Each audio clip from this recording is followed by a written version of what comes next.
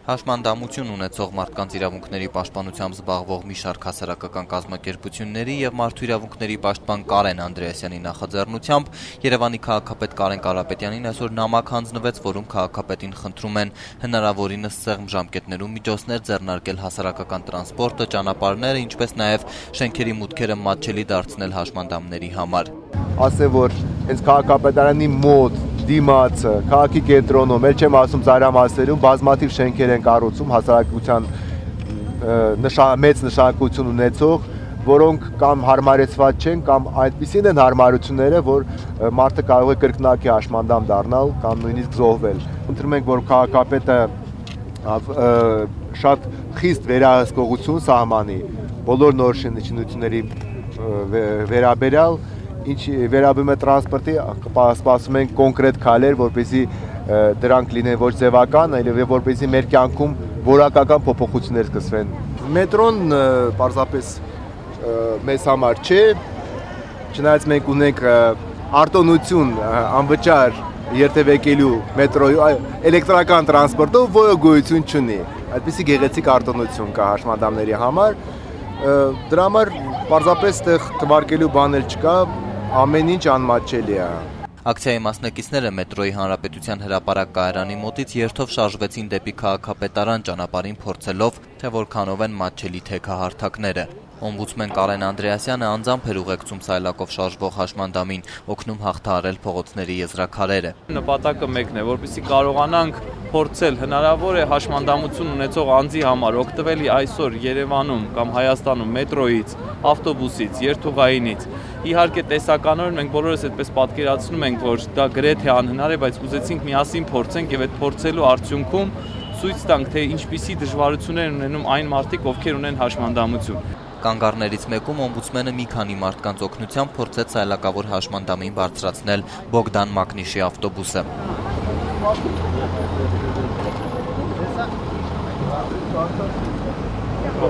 Լայնություն չկար, որ կանգնի, թեքության վրա մնաց։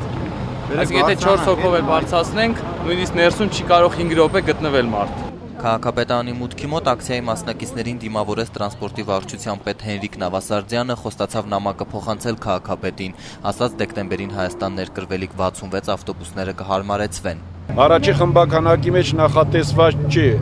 սարքավորումները, որը որ պետք է տեղադրվի տվյալ ավտոբուսների վրա, մենք նախատեսում ենք, որպեսզի մեր միջոցներով, մեր ուժերով կարողանանք տեղադրել։ Ունիսոն հասարակական կազմակերպության նախագահ Արմեն Ալավերդյանը քաղաքապետարանի պատասխանից գոհ չէր։ Քաղաքապետարանի պատասխանը մեզ համար նորություն չէր, իհարկե ես կգերադասեի, որ անձամբ քաղաքապետը մեզ ընդուներ եւ վերցրեց արձերն իրենց փոխանցեին, որպեսզի կարողանայինք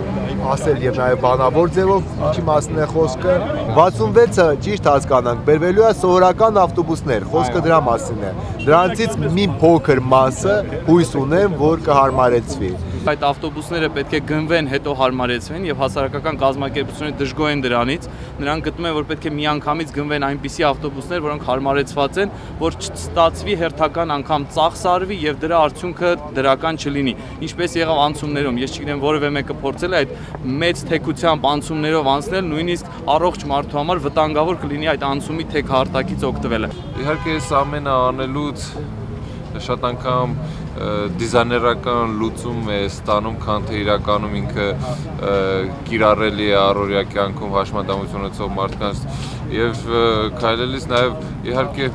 ինք հանդիպեցինք մայթերին նաեւ ավտոմեքենաների, որոնց արանքով անցնելն էլ էլի դժվարություններ ստեղծեց մեզ համար։ Ամենամեծ խնդիրն է, որ մենք յուրաքանչյուրս ապրում ենք մի այնպիսի կյանքով, որ մեզ բոլորը բացի մեզանից խանգարում են։ Եթե մենք մի պահ կանգնենք ու հասկանանք, որ մենք ինքներս առաջերտի մեզ խանգարում, երևի շատ բաներ կփոխվեն։ Չէ՞ որ նրանք մարդիկ են,